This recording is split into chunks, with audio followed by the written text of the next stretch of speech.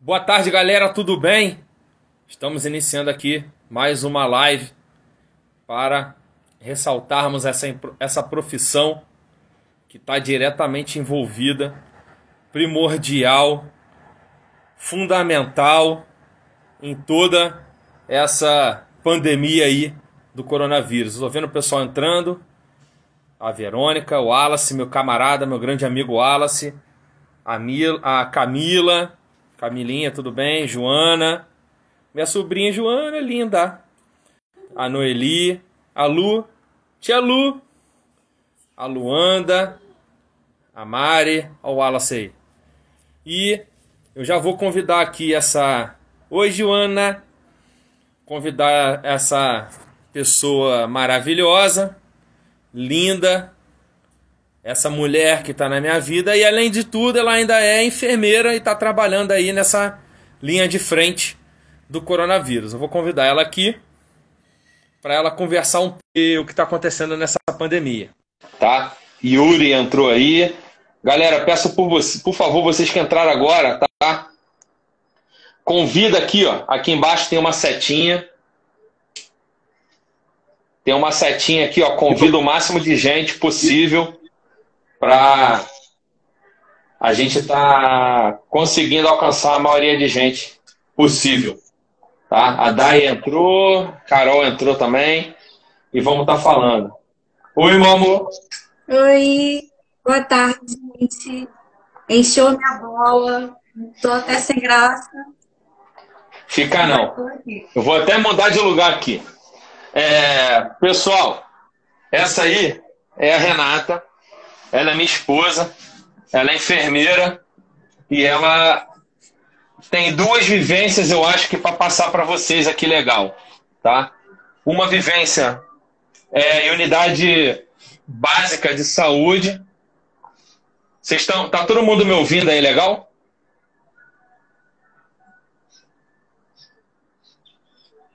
Tá me ouvindo aí?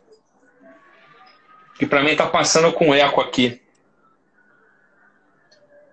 Tá me ouvindo aí, amor? Tô. Tá bom. Então acho que deve estar todo mundo ouvindo sim. Ah, então tá bom.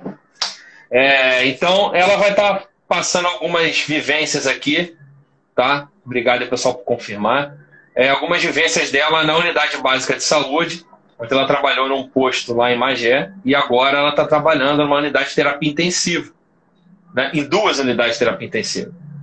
Então eu queria, meu amor, por favor, passa para eles um pouco do que você fez, do que você faz hoje, para que eles conheçam quem é você.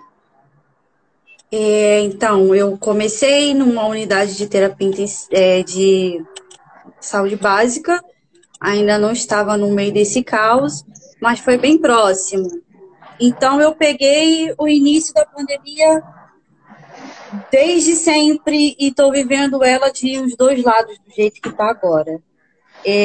Eu peguei o início de que a gente ainda não tinha nem por onde começar, não tinha os exames específicos, ficava entre os sintomas. Na atenção básica, a realidade do enfermeiro é praticamente outra, porque nós trabalhamos todos os dias. E o médico, pelo menos na unidade onde eu trabalhava, que eu tive que sair, trabalha 2 vezes na semana. Então, a gente faz do exame clínico até o exame de teste rápido na atenção básica. O exame clínico consiste em saber temperatura, concentração de oxigênio, que a gente usa o oxímetro de pulso mesmo, um comum, e nos batimentos cardíacos. Incrivelmente, o coronavírus interfere bastante nessa parte também. Depois disso, a gente encaminha, porque infelizmente nós não temos teste para todo mundo, de você chegar a falar que você não apresentou sintomas nenhum e quer fazer o teste. Não tem, não existe, a gente não tem essa disponibilidade toda. É uma avaliação até ser agendado o teste. O teste rápido que a gente tinha alguns que vinham que tinham IgG e IgM. Outros não têm IgG e IgM, ele simplesmente dá positivo, negativo ou não conclusivo. É assim que ele aparece. A maioria dos casos, quando eu entrei, dava negativo. Assim, de uns 40, 50 testes por dia, dava negativo. Mas esse número foi aumentando bastante, que chegamos a um ponto de que, um exemplo, se eu fizesse 30 testes no dia, uns 15, 16 davam positivo. E como na unidade básica de saúde nós somos um enfermeiro para uma área bem extensa, de chegar a 4.000, 4.500 pacientes por área, a gente não tem condições de acompanhar esse paciente o tempo todo pessoalmente. Então, esse acompanhamento é feito por telefone, via WhatsApp, e nos casos mais graves, a gente acompanha semanalmente. A gente vai na residência da pessoa para a pessoa não ter que vir e trazer mais contaminação para o ambiente. Por mais que o ambiente esteja com a maioria dos atendimentos suspenso, aquela redução toda, que todo mundo sabe que não pode ter, os atendimentos são só aqueles que realmente têm necessidade, ela ainda corre o risco de contaminar alguém que esteja lá dentro. E como é que foi em relação quando as pessoas ficaram sabendo do coronavírus? Aparentemente os casos eram maiores no Rio de Janeiro, e lá você trabalhava na unidade de saúde lá em Magé, acho que não tinha nem casos quando a gente estava até lá. Não. E aí, quando começou a surgir a ideia lá, eles começaram a providenciar os kits e tudo, e o pessoal correu, né, para o posto para poder testar. Eu queria que você falasse para o pessoal aí como é que foi um pouco desse contato que você teve inicial, que você pegou realmente o início de tudo na linha de frente, e queria que você falasse sobre um pouco da histeria das pessoas, né? Como elas chegavam lá, o que elas queriam. É complicado porque as pessoas, no início, hoje em dia, ainda tem muita gente em pânico. Porém, logo assim que começou, que na Itália tinha não sei quantos mortes por dia, não sei, na China, não sei quantos mortes por dia, isso aqui foi um caos, um pânico total na população. Então, eles chegavam lá querendo fazer o exame, porém a gente não tinha os kits ainda. Na época, para você fazer o exame, você tinha que passar por todo um processo da vigilância sanitária e a vigilância epidemiológica, e eles iam colher na sua residência o SWAB, não era teste rápido ainda. E eu também tinha que fazer essa avaliação para mandar a notificação para a vigilância marcar com a pessoa que dia iria. Mas também era feito assim, a partir do 8º dia de sintoma, até o 15º era feita a coleta de SWAB, não era comigo. Aí depois chegou a fase das medicações, que a medicação fulana de tal, a famosa cloroquina, fazia efeito milagroso, curava. Então eu sofri bastante com isso, pessoas que lotavam o atendimento da atenção básica, não tinha sintomas, você perguntava, você apresentou alguma coisa? Teve febre, está tendo cansaço, fez algum exame de raio-x? A pessoa simplesmente falava não. Mas eu quero a receita porque já para prevenir, porque vai que eu pegar, eu já estou curada. Então, houve esse caos também. Depois veio o desespero, que descobriram que a gente tinha o teste rápido. E como eu falei anteriormente, a gente não tem para todo mundo. É toda aquela avaliação de novo. Só que quando foi o teste rápido, a unidade básica de saúde que tem o teste rápido não são todas do município. Não eram todas, e eu acredito que ainda não tenham em todas. Foram referenciadas algumas para fazer a testagem.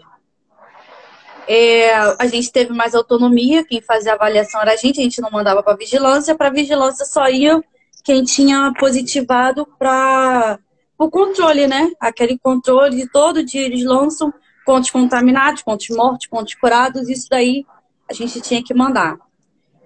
E foi isso, eu tive que, assim, entrar de frente, porque as pessoas querem fazer todo custo, e o teste também, ele só funciona, incrivelmente, ele só funciona a partir do 8º dia de sintoma até o 15º. Eu tive um problema com uma paciente que o irmão dela morreu devido ao Covid. E ela faz quimioterapia, uma pessoa que tem o sistema imunológico realmente comprometido, e ela fez o teste, só que ela não apresentava sintomas nenhum. Eu fiz o teste dela deu negativo. Por volta de uns 6 dias depois, 7 dias depois, ela agravou e foi internada no centro para Covid que tem no município. E dali para frente, realmente, ela ficou bem grave. Eu fiquei sabendo há pouco tempo que ela estava desmamando dos medicamentos e do ventilador, mas também ainda não. Tá. Como é que é feita a avaliação que você fazia com o pessoal para que eles saibam, né?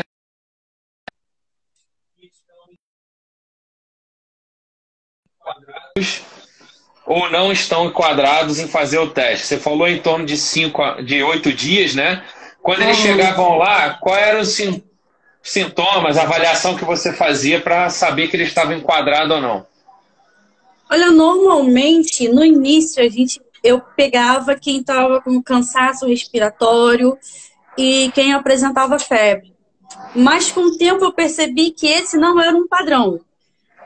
A maioria das pessoas que estavam dando positivo para mim, eles não eram nem assim sintomáticos assim desse jeito. Eles começaram a ter perda de olfato e paladar.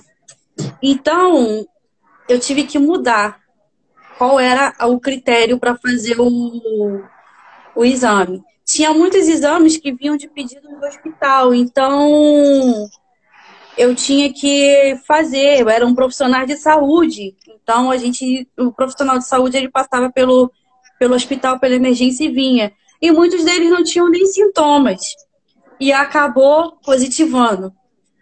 Então eu não era mais rígida nesse sentido de cansaço respiratório e febre. Eu já comecei a abrir um pouco mais para outros tipos de sintomas. Diarreia era um que tinha bastante, falta de apetite, falta de paladar, olfato. Alguns nem febre davam. E o cansaço respiratório, assim, 50% presente dos casos. Não eram nem a maior parte dos casos apresentava isso, não. E Tá. muitos pacientes também, eles já vinham com raio-x pronto. Então, eu já marcava dali mesmo visualizando o resultado do raio-x. Entendi. Após você fazer o teste, você passava para o paciente que ele era positivo e que ele ia ser monitorado. Aquele resultado daquele teste, você fazia o quê? O resultado do teste, ele era enviado, era uma notificação feita um por um e que eu tinha que encaminhar para a vigilância epidemiológica. Aí neles lá, eles me mandavam o mapa do dia dos meus positivados, isso não no mesmo dia, no outro dia eles me mandavam o mapa e eu tinha que monitorar esses pacientes. Alguns deles já saíam com medicação profilática, que era azitromicina, o clavulanato, o medicamento SAS em caso de dor e febre, e a gente lá, pelo menos a conduta médica no posto de saúde, ela nunca foi muito fã da cloroquina, e eu também não achei muito confiável, então ela tinha esse padrão de um profilático. Agora, quando realmente agravava, porque tinha paciente que chegava, positivava, e não tinha problema nenhum, só sentia dor de cabeça, uma dificuldade leve, respiratória, e também não tinha nem o exame de raio-x que desse alguma coisa.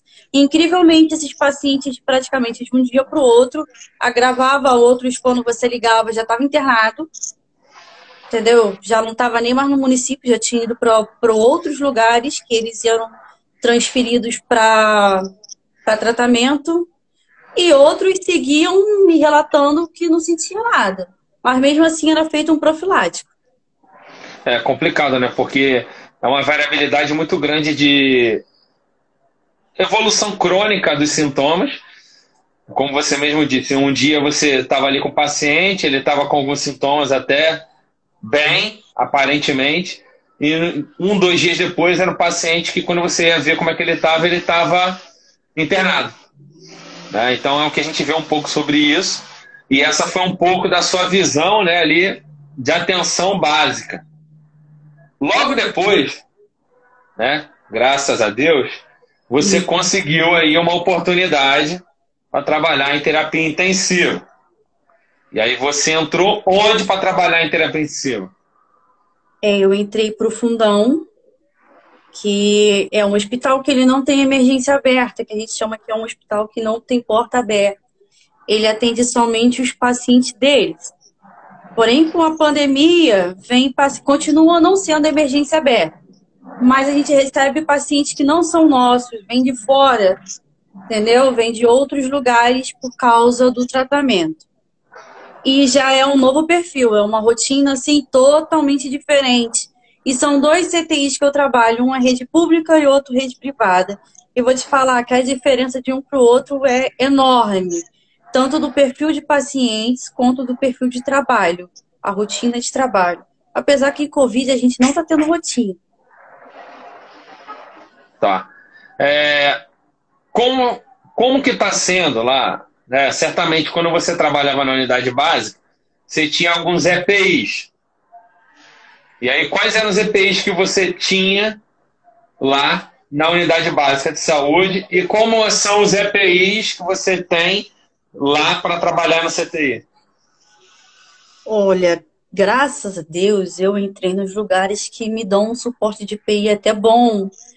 Lá em Magé eu tinha duas opções de proteção ocular, que era a Face Shield e o óculos. Eu tinha a N95, a máscara N95. Na hora da coleta dos exames, eu sempre usava um capote também para proteger até a contaminação da minha roupa, né? E era isso, luvas, capote, óculos, face shield, entendeu? Isso daí é o padrão que eu trabalhava na atenção básica e o que eu também trabalho com o paciente crítico. Porém, com o paciente crítico é um padrão diferente de capote. O capote é um capote permeável. Na atenção básica eu não usava capote permeável. A única diferença de um para o outro é esse. Tá.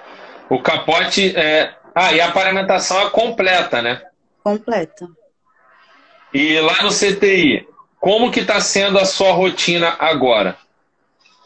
Então, no CTI não existe uma rotina. Na verdade, CTI é rotina, mas nesse momento a gente não tem uma rotina. A gente só entra paramentado. É uma dificuldade muito grande dos profissionais, não só da enfermagem que trabalha no CTI Covid. A gente não tem flexibilidade de banheiro, de beber água, porque a gente já entra paramentado. E a gente entra com uma roupa que não é nossa, proibido usar a nossa roupa, mesmo que por baixo da roupa que é disponibilizada. Aí vai a roupa, capote. Na verdade, são duas luvas, tem que ser uma luva estéril porque ela é mais longa. Ela consegue cobrir a manga do capote, então você não fica com nenhuma aberturazinha. E essa luva de estéreo é a sua mão. Considere como a sua mão, porque você só vai tirar ela para jantar ou para ir embora. E a gente vai trocando somente as luvas de procedimento, é uma luva atrás da outra. Para entrar no CTI. Chegando lá, como são muitas medicações, as medicações do paciente com Covid acabam em velocidade bem menor do que um paciente que seria crítico, porém com as doenças que a gente já conhece, a gente tem que conferir todas essas medicações. A primeira coisa que a gente faz, para ver se o turno anterior deixou para você pronto. Depois disso, a gente vai à beira-leito, um por um, fazer a passagem do plantão, saber qual foi a intercorrência que aconteceu no dia, se teve alguma gravidade, nova conduta, porque tem paciente que você deixa um plantão, ele está com uma conduta, por exemplo, urinando espontaneamente. Quando você volta, ele já está invadido com sonda. Ou aqueles que estão urinando por sonda, quando você chega no outro plantão, ele já está na hemodiálise e está anúrico. Então, a rotina de CTI para COVID é um negócio muito, muito diferente. Existem aqueles pacientes que você está olhando, tá tudo bem. Você deu 5 minutos que você foi olhar outro, você sai correndo, porque ele já te compensou, ele já está gravando mais. É basicamente isso. A rotina de pegar o plantão, de entrar, de se paramentar, é basicamente essa. E a gente vai lidando no decorrer de acordo com a demanda, que a gente nunca sabe a demanda que vai ser.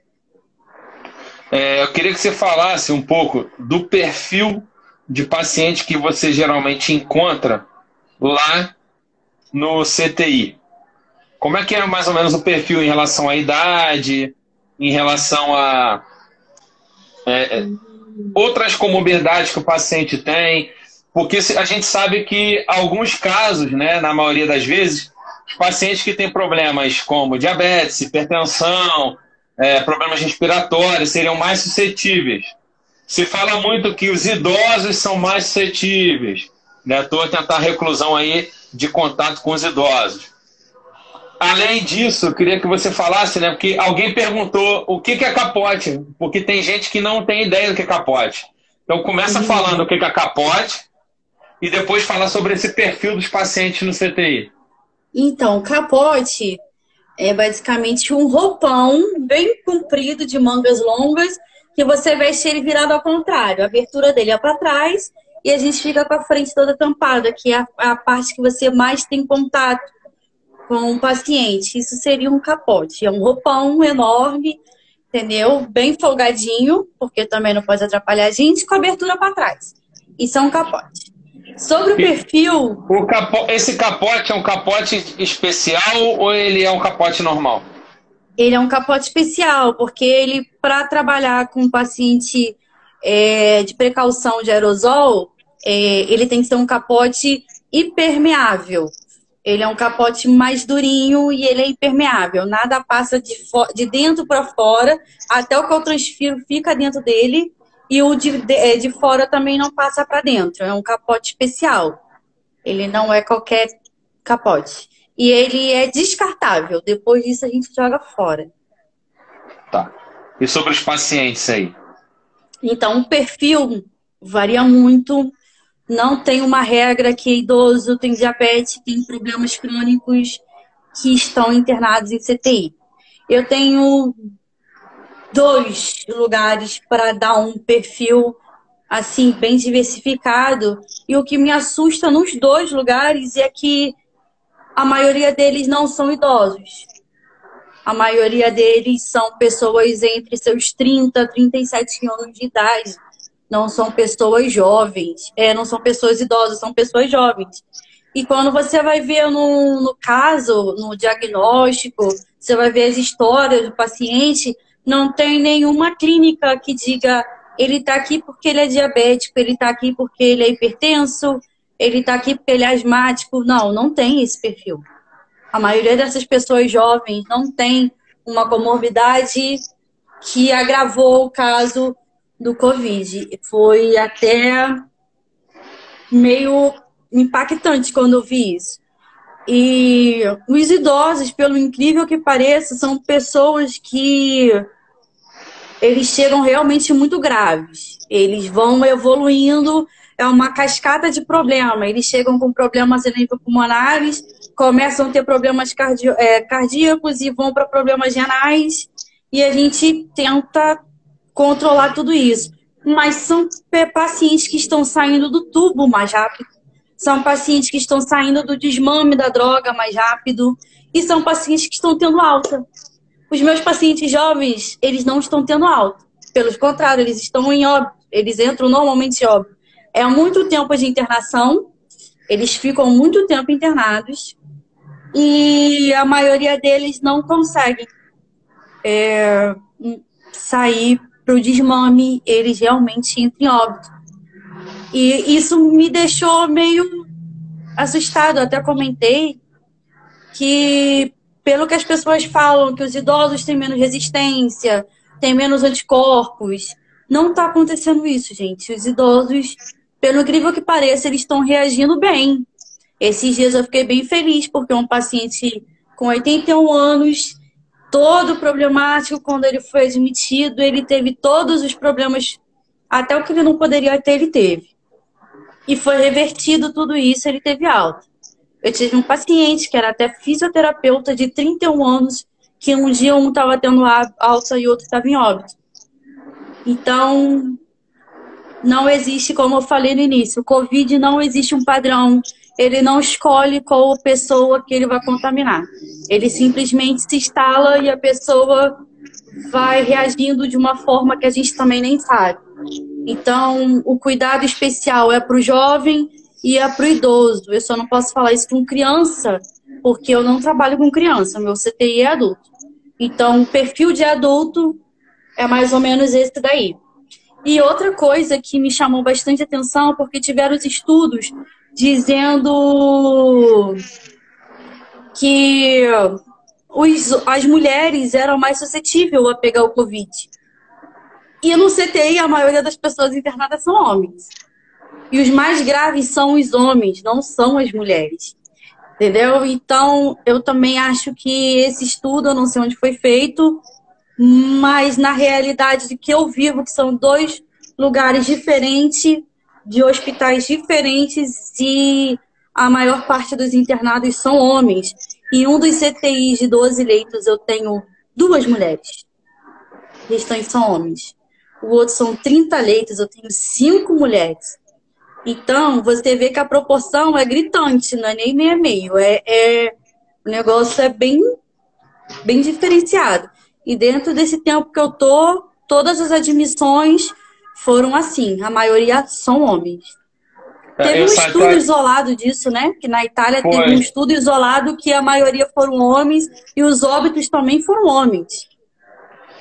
Os pacientes que você estuda na Itália, esse mesmo que eu ia falar, os pacientes que eram em contrair o Covid, não tinha assim, uma diferença estatística muito grande, era quase meio a meio em contrair o Covid. Porém, em internação em terapia intensiva, era 75% homem, 25% mulher, e intubação a mesma coisa. Né? Então é bem complicado, porque são alguns dados que a gente vê em artigos, você vê lá na linha de frente, e muitas das vezes não é veiculado isso. Né? O meu camarada aqui, grandíssimo professor César, fez uma pergunta e queria saber como você está trabalhando na assistência, está vendo a iniciativa de flexibilização de medida de isolamento que a Prefeitura e o Estado estão fazendo. O que você acha? Eu acho que não vai dar certo. Não é o momento. Os casos ainda, no caso, eu falo até todo dia, nos hospitais que eu trabalho não tem pessoas que nem mostram em corredores, esperando atendimento. Todos eles estão direitinhos nos seus setores. Porém, não tem vaga mais nos setores. Só para falar. A gente não tem a superlotação, que falam que tem gente nos corredores. Não, mas também não tem vaga. E eu não sei se a gente vai ter capacidade de atender todo mundo se isso daí aumentar, o caso de contaminados. Por quê? Nós temos o problema de estrutura, que todo mundo sabe, a questão financeira, do Estado, do governo federal e tudo mais, que é Brasil, o SUS. A maioria das pessoas são atendidas pelo SUS. E ainda temos o problema de profissionais. Infelizmente, temos muitos profissionais que estão doentes. Que nesse caso, perdemos alguns lá, que são até fisioterapeutas, enfermeiros. Está tendo bastante estatística de profissionais de saúde que também não estão suportando a doença, acabam em óbito. Temos os profissionais que estão apavorados e estão pedindo para sair, porque realmente é uma rotina muito pesada, diferente da rotina habitual. E temos aqueles que não querem nem entrar ainda. Nunca trabalharam, porém não querem nem entrar. Então, daqui a pouco vai explodir. Não vai conseguir. O negócio vai ficar inviável. Já está um pouquinho, né? Aqui uma pessoa muito importante aqui fez uma pergunta. O nome dela é Márcia Fernandes. Você conhece ela? Conheço. Ela fez uma pergunta aqui falando sobre é correto informar que as pessoas jovens, por causa da rotina, têm uma imunidade baixa? Acho que não. Acho que não. Eu acho que não. Mais porque falta de alimentação correta, má administração do sono, o jovem acha que nunca vai ficar doente, então acaba querendo fazer um monte de coisa. E a gente vê que hoje, nesse momento, tá valendo bastante o estado nutricional, né, o acompanhamento da imunidade, mas o jovem, por causa da rotina, eu acho que não. Pode ser que com a rotina contribua para não se nutrir direito, não tomar os cuidados básicos, aí sim. Mas por ser jovem, não. Eu queria que você comentasse como foi o processo, até porque tem muitos colegas seus enfermeiros que muitas das vezes já estão formados há algum tempo e não conseguiram emprego. E aí a gente sabe que é complicado, muitas empresas pedem experiência de início e você passou por isso. Eu queria que você passasse um pouco para eles, né, como foi toda a logística para você conseguir esse emprego agora. Antes você trabalhava na unidade de saúde básica e você conseguiu no CTI. A pandemia ajudou um pouquinho por causa da escassez de profissional. Contou muito também meu histórico da graduação, porque eu estudei numa universidade que me deu um bom suporte prático. Então, para eu parar no CTI, eu fiquei 1 ano dentro de um CTI, entendeu? E esse CTI que eu fiquei, graças a Deus, eu fazia muita coisa. A prática era realmente como se eu tivesse já me formado e estivesse numa unidade de terapia intensiva. Outra coisa que me ajudou muito, que as pessoas acham que só prática conta, mas título também, é que eu estou cursando uma pós em terapia intensiva. Nesse momento, eles levaram muito isso em consideração. Não só a experiência que a pessoa tem. Experiência conta. Eles pedem muito. Fora da pandemia, eles pedem experiência. Mas agora, nesse momento de pandemia, estão pedindo muito isso. Porém, quando você entra, tem um outro quesito, porque, pelo menos eu vivi isso, estou vivendo, eles colocam até sem experiência, mas se eles verem que você não tem um perfil, se você não sabe, não está pegando a rotina, pelo menos não sabe do básico, eles estão afastando esses profissionais. Então, a gente está tendo outro problema. Porque está entrando muito, mas estão ficando poucos. Realmente está mais fácil entrar, mas para ficar também está difícil. Tem muito profissional saindo. Eu ia te perguntar se durante o que você teve na graduação está contribuindo para o teu exercício hoje da sua profissão.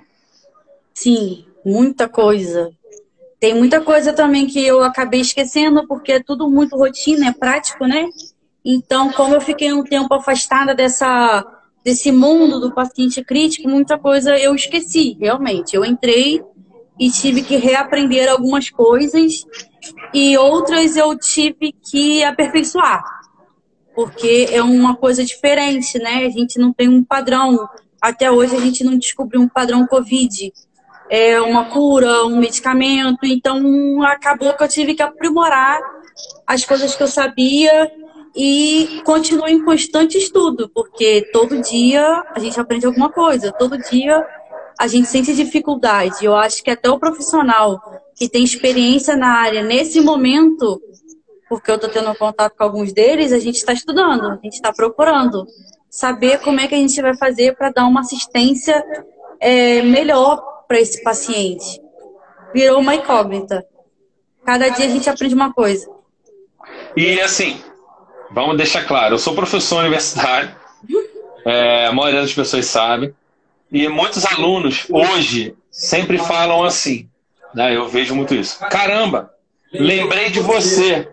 Eu estava fazendo isso, eu lembrei disso e lembrei de você. Fiz uma outra coisa, lembrei de você. Hoje, dentro da sua atuação profissional, você lembra de professores que você teve na graduação? Lembro e morro de saudades, aquela saudade de pedir, pelo amor de Deus, socorro, entendeu? Bate, de vez em quando bate desespero e a gente lembra de tudo que falaram pra gente, como que seria. E como no fim da faculdade a gente tem mais a atenção ao paciente crítico, é o que eu mais lembro, porque foi o final, então tá mais recente. E lembro muito, toda hora eu lembro de professor e aquela saudadezinha de pedir socorro é bem grande. Isso é uma coisa que eu estava até falando com a turma de primeiro período de cursos da área de saúde que eu dou aula, e eles estavam meio desesperados, assim, querendo, caramba, é muita coisa, e eu deixei bem claro para eles, no primeiro período é muita coisa, no segundo é mais, no terceiro é mais, e lá no último é tudo. É tudo.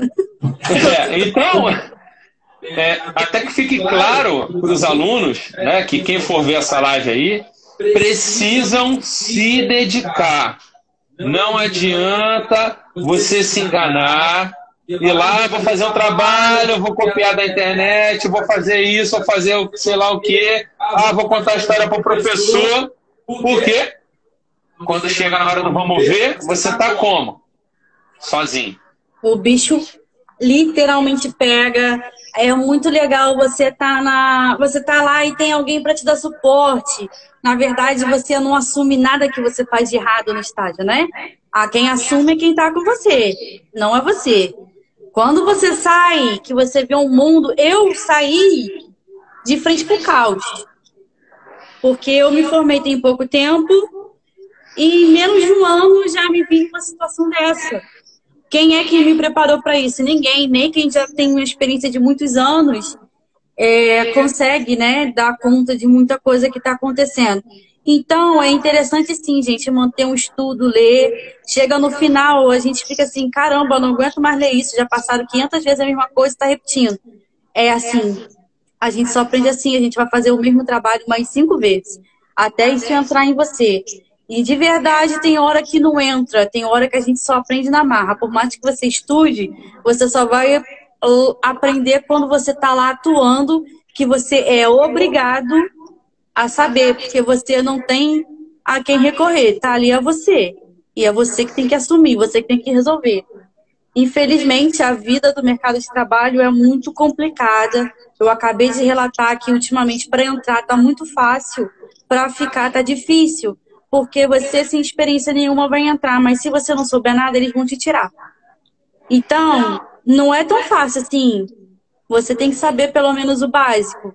É aceitável que você saiba o básico, pelo menos. Então, estudem. Porque eu continuo estudando até hoje. Até hoje eu estudo.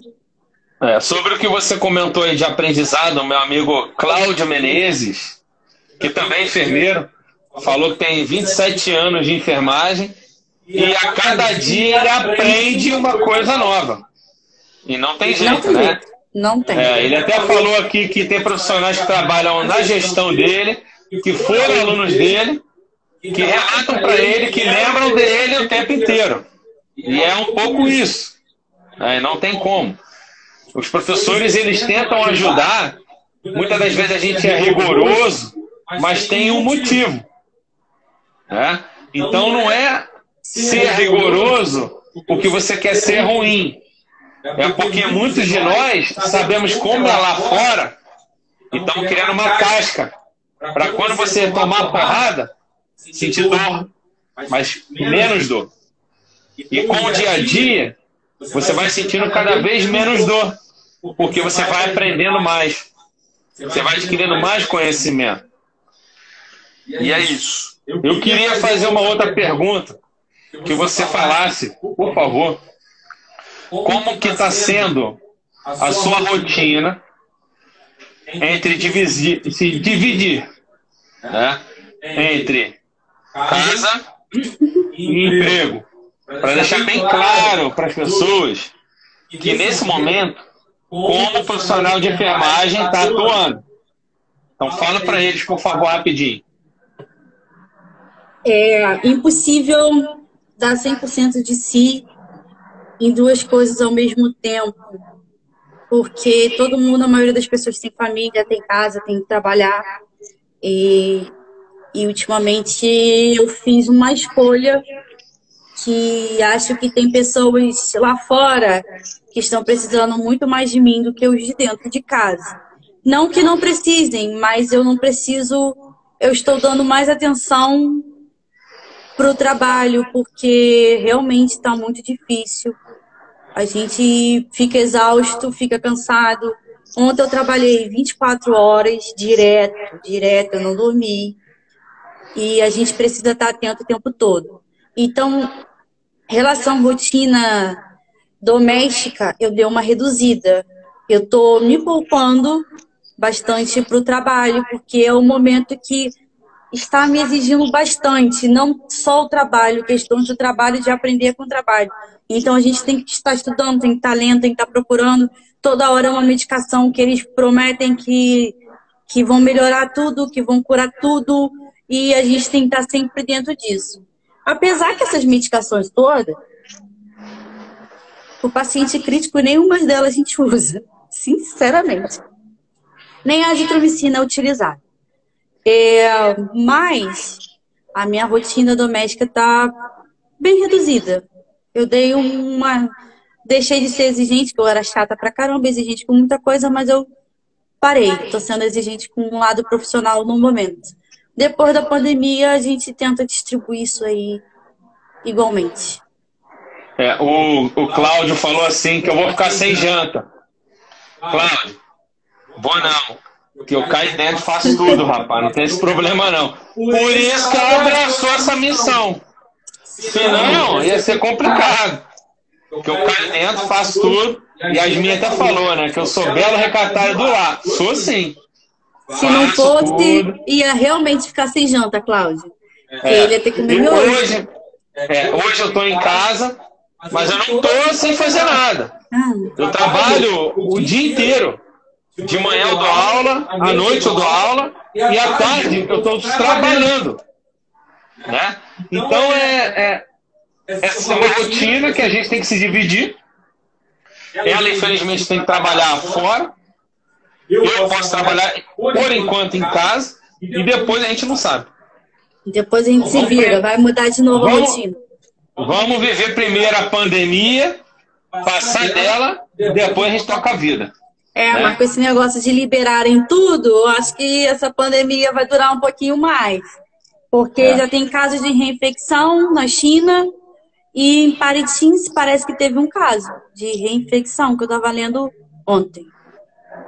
Teve caso de reinfecção. Então, as pessoas que acham que já que têm certeza que já tiveram diagnósticos positivos e hoje já estão bem, gente, o mesmo cuidado de quem ainda nunca teve.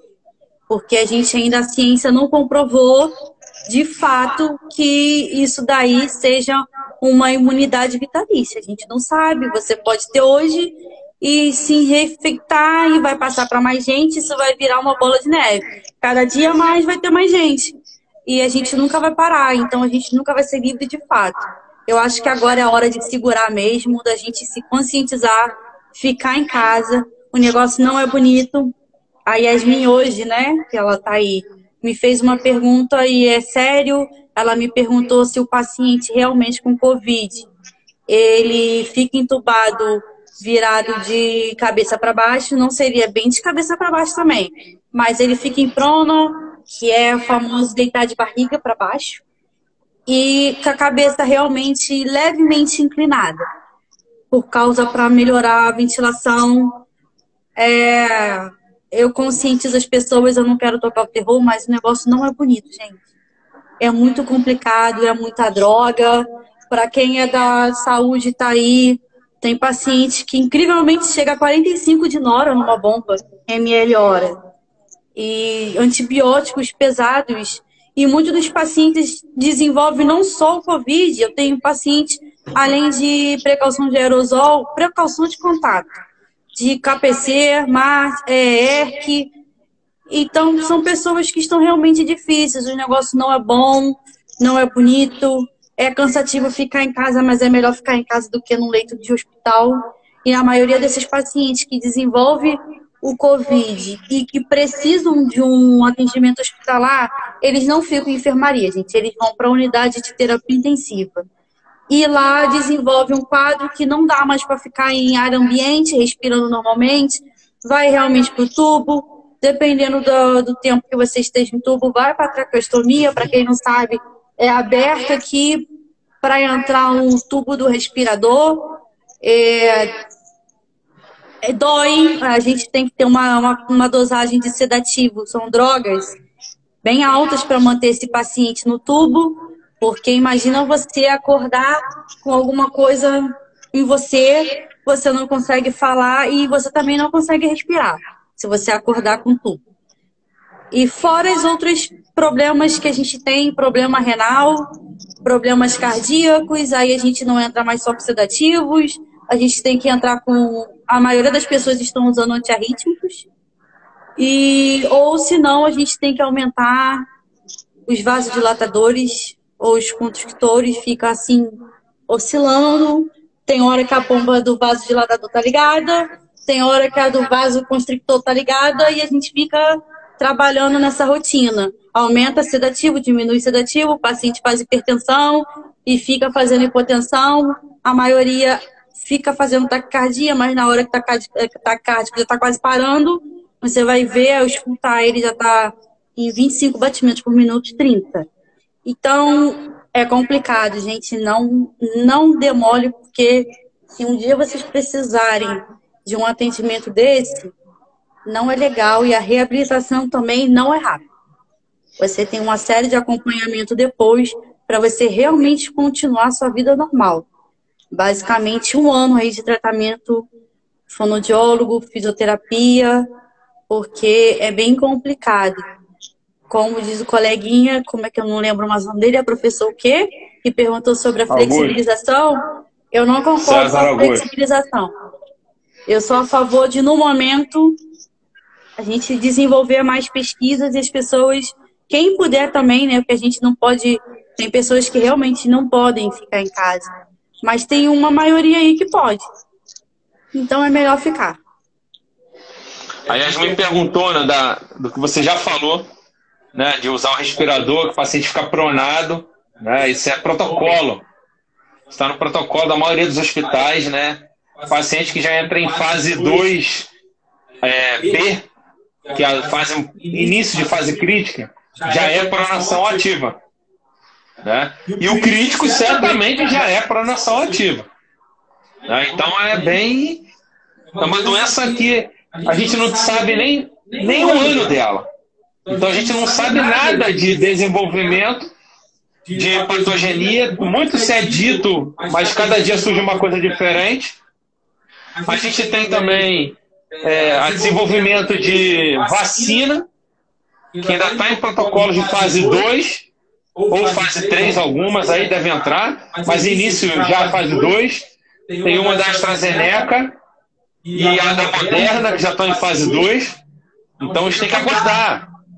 Pelo menos aí até o final do ano, eu acho que alguma resposta a gente não vai ter muito concreta, não. Se tiver, muita sorte de ter avançado muito rápido. E outra, vacina, até chegar nos países todos, vai demorar. Então, tem que produzir a vacina. E a produção de vacina, ela demora também. Para a escala mundial, pior ainda. Então, a gente tem que manter as medidas de restrição de contato. Todas as medidas necessárias que puderem ser feitas devem ser feitas. E tomar todos os cuidados. A gente sabe que a gente mora próximo aqui de uma comunidade que as pessoas não estão tendo cuidado nenhum. Tem gente que está dando festa todo dia. Os bares, com gente. Assim a gente não consegue. Então, tá difícil demais da gente estar acompanhando as pessoas, né? Melhorou o eco aqui, fechei a porta. Acompanhando aí as pessoas para melhorarem. Se elas mesmas não têm paciência ou não têm o discernimento que tem que aguardar, porque ninguém sabe o que vai acontecer. Eu queria, meu amor, que você finalizasse falando para enfermeiros e colegas enfermeiros que cuidados, que vamos dizer assim, que lição você tira desse momento e que coisas você poderia estar falando para os seus colegas nesse momento de pandemia que eles deveriam estar fazendo? Para a gente finalizar, que já está acabando o tempo. Então, eu pediria aos meus colegas paciência, que muitos já estão perdendo. A gente tem uma restrição bem grande, não conseguimos nem beber água e ir no banheiro, tá? Mas é possível passar por isso. Eu estou vivendo uma realidade agora e a gente pode passar por isso juntos. As orientações é que, gente, continue estudando.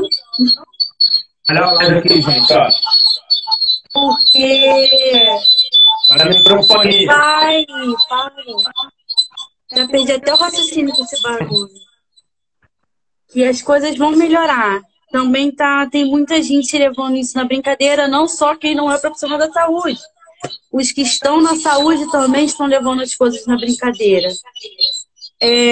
Não precisem ficar com medo, porque você dentro de uma unidade hospitalar, você vai pegar ou não, ou fora você também vai pegar. Eu peço, pelo amor de Deus, para os meus colegas que não querem trabalhar, que venham, porque nós estamos realmente precisando de vocês. E que vocês venham de muita boa vontade, porque são muitas vidas para a gente cuidar e a gente acaba ficando exausto, mas a gente também se envolve com a profissão, porque nós também queremos o fim, também estamos cansados. Mas venham, parem de se esconder, parem de pedir contas e venham. E quem entrou, por favor, se dedique. Porque quanto mais gente estiver trabalhando e estudando para passar por isso, mais rápido a gente vai conseguir sair disso. Bom, esse é o que eu falo para os profissionais de saúde. E para quem não é, eu continuo pedindo. Podem ficar em casa? Fiquem em casa. Mantenham a higienização de vocês corretamente. Usem máscara. A máscara não vai proteger vocês 100%, mas vai ajudar com alguma precaução. Evite colocar as mãos nos olhos, na boca, sujas, porque realmente é o principal foco de vocês pegarem a doença. Evitar aglomeração, não está na hora de churrascos em famílias, de festa, a gente vai ter um momento para isso. Não adianta também a gente querer ficar em pânico, apressando tudo, e daqui a pouco vai cair. De repente você perde até um ente querido que também não vai poder curtir essa festa com você mais. Então agora é a hora de preservar quem realmente precisa. Eu não vou falar para vocês preservar idosos, crianças, essas coisas, porque eu não entro nesse padrão mais. Mas eu vou pedir que todos se preservem e é a lição que a gente vai ter. Depois que isso acabar, a gente, se Deus quiser, vamos descobrir um jeito de tratamento correto disso e saber realmente quais são os verdadeiros sintomas, porque a gente só vai descobrir isso depois. No momento, o negócio está bem complicado. Eu vou pedir para você desligar, que eu vou ficar aí do seu lado, tá? Tá. Eu vou fechar você aqui, porque eu vou ficar do seu lado, senão vai dar microfonia. Pronto. Ela saiu, mas ela tá aqui comigo, tá, gente? Essa é a live mais doida do mundo. Olha ela aqui. A gente tá aqui, tá? Eu vou responder aqui rapidinho o que o Fábio perguntou. Uso de luvas na rua? Não. Acho que não. Não tem necessidade. A gente tem uma ótima ferramenta que é barata. Sabe o que é? Sabão. Isso aí. Então, se você usar água e sabão, beleza. Álcool em gel para situações onde não tem como lavar a mão com água e sabão. Isso aí. Então, pessoal, vamos tomar os cuidados. Lembrem-se, todos vocês. Entra aqui você também, minha linda. Olha quem tá aqui também, gente. Ó. Mais uma, ó. Somos 3 aqui, ó. Vamos virar aqui, ó. Então, ó, tomem todos os cuidados, sigam as recomendações, fique em casa quem puder. Quem não puder, trabalhe. Profissional de saúde, lembra, você jurou cuidar de saúde. Você jurou, tá? Você jurou quando você pegou o seu registro. Você fez um juramento. Gente, lembra também, profissional da saúde, que se seus familiares estivessem doentes, vocês iam querer alguém para cuidar deles. Então vamos cuidar dos familiares dos outros. A situação está bem complicada. A gente está pedindo SOS para os colegas. Isso aí. Então entrem. Vão trabalhar, por favor. Fala para todo mundo. É para todo mundo ficar em casa? É? Tá com vergonha aqui? Pessoal, eu acho que deu para passar um pouquinho do panorama, da ideia, né? Central aí do enfermeiro, esse profissional que é fundamental em qualquer etapa, né? De cuidado em saúde, em geral, né? Não só ele, junto com a equipe multiprofissional, todos nós somos um só. Todos em prol de uma única coisa, em prol do paciente. O paciente é a razão maior do profissional de saúde. A gente tem complicação da família, tem complicação em casa, tem conta para pagar, mas quando pisa numa unidade de atendimento, unidade de saúde, o mais importante é o paciente. Então, o foco é no paciente. Sempre foi o foco no paciente. Então, pessoal, eu queria deixar um beijo a todos vocês. Fiquem com Deus. Tomem todos os cuidados possíveis e, se impossíveis também puderem fazer, tomem também, porque o negócio não é fácil. O negócio é bem complicado. Pessoal, um beijo para todos vocês aí. Fiquem com Deus. Meu amor, aperta ali para encerrar, por favor, lá em cima. Tchau, gente. Um beijo para todos, hein? Fica com Deus.